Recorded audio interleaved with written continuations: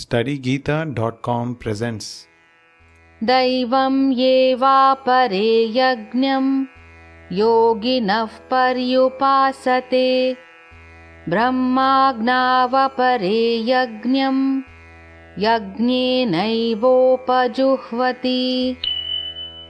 Some yogis perfectly worship the demigods by offering different sacrifices to them, and some offer sacrifices in the fire of the Supreme Brahman. श्रोत्रादीनीन्द्रियाण्यन्ये संयमाग्निषु जुह्वति शब्दादीन् विषयानन्य इन्द्रियाग्निषु जुह्वति. Some, the unadulterated brahmacharis, sacrifice the hearing process and the senses in the fire of mental control, and others, the regulated householders, sacrifice the objects of the senses in the fire of the senses.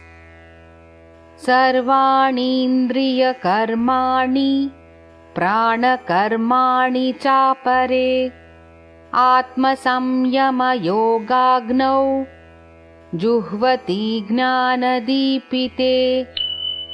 Others, who are interested in achieving self-realization through control of the mind and senses, offer the functions of all the senses and of the life breath as oblations into the fire of the controlled mind. Dravya yajnastapo yajna yoga yajnastatha pare swadhyaya jnana yajnascha yatayas samshitavratah. Having accepted strict vows, some become enlightened by sacrificing their possessions, and others by performing severe austerities, by practicing the yoga of eightfold mysticism, or by studying the Vedas to advance in transcendental knowledge.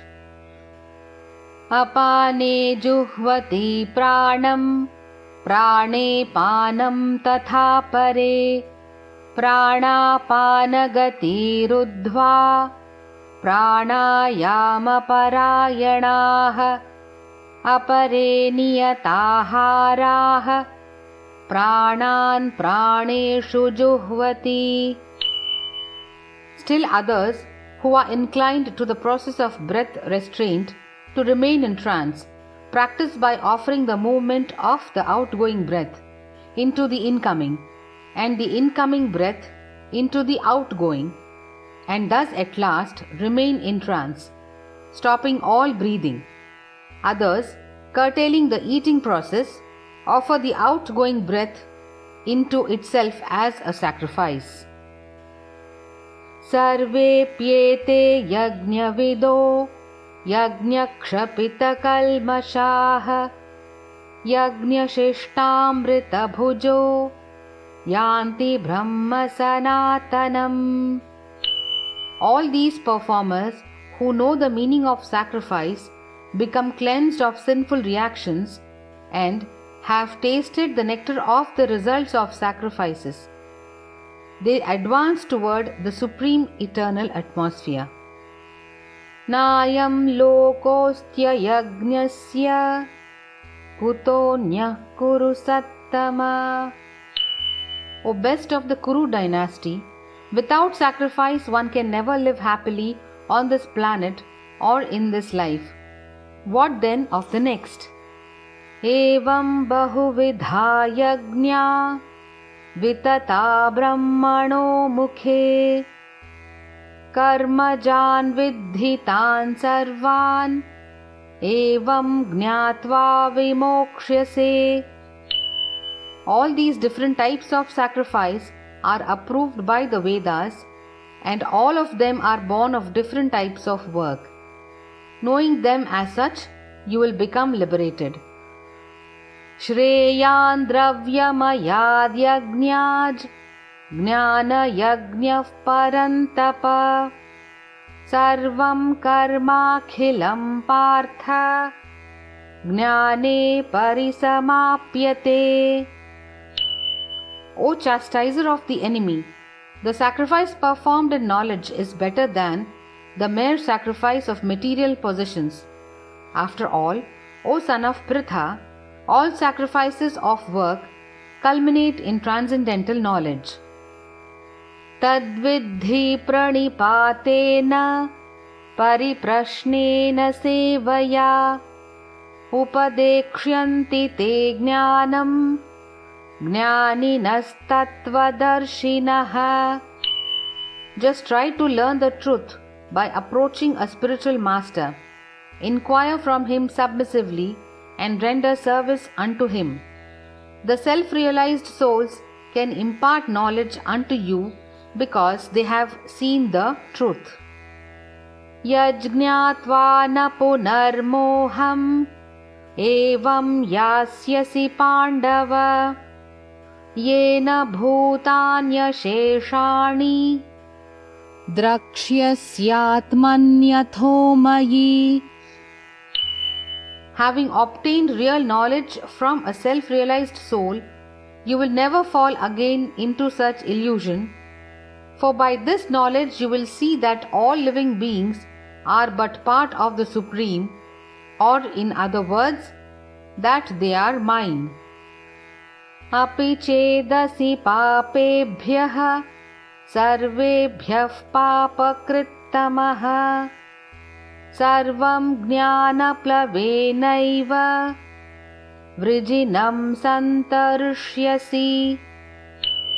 Even if you are considered to be the most sinful of all sinners, when you are situated in the boat of transcendental knowledge, you will be able to cross over the ocean of miseries. Yathaidhamsi samiddhognihi bhasmasat kuruterjuna jnanagni sarva karmani bhasmasat kurute tatha. As a blazing fire turns firewood to ashes, O Arjuna, so does the fire of knowledge burn to ashes all reactions to material activities. Nahi jnanena sadrisham pavitram iha vidyate tatsvayam yoga samsiddhaha kalenatmani vindati. In this world, there is nothing so sublime and pure as transcendental knowledge. Such knowledge is the mature fruit of all mysticism. And one who has become accomplished in the practice of devotional service enjoys this knowledge within himself in due course of time. Shraddhavalabhate jnanam tatparas samyatendriyaha jnanam labdhva param shantim achirenadhigacchati. A faithful man who is dedicated to transcendental knowledge and who subdues his senses is eligible to achieve such knowledge. And having achieved it, he quickly attains the supreme spiritual peace. Agnyascha shraddadhanascha samshayatma vinashyati nayam lokosti na paro na sukham samshayatmanaha. But ignorant and faithless persons who doubt the revealed scriptures do not attain God consciousness. They fall down. For the doubting soul, there is happiness neither in this world nor in the next. Yoga sanyasta karmanam jnana sanchinna samshayam atmavantam na karmani nibadhnanti dhananjaya. One who acts in devotional service, renouncing the fruits of his actions, and whose doubts have been destroyed by transcendental knowledge, is situated factually in the self. Thus he is not bound by the reactions of work, O conqueror of riches. Tasmadajnana sambhutam hritstham jnanasinatmanaha chitvainam samshayam yogam atishthotishtha bharata. Therefore, the doubts which have arisen in your heart out of ignorance should be slashed by the weapon of knowledge. Armed with yoga, O Bharata, stand and fight. इति श्रीमद्भगवद्गीतासु उपनिषत्सु ब्रह्मविद्यायां योगशास्त्रे श्रीकृष्णार्जुनसंवादे ज्ञानकर्मसन्न्यासयोगो नाम चतुर्थोऽध्यायः।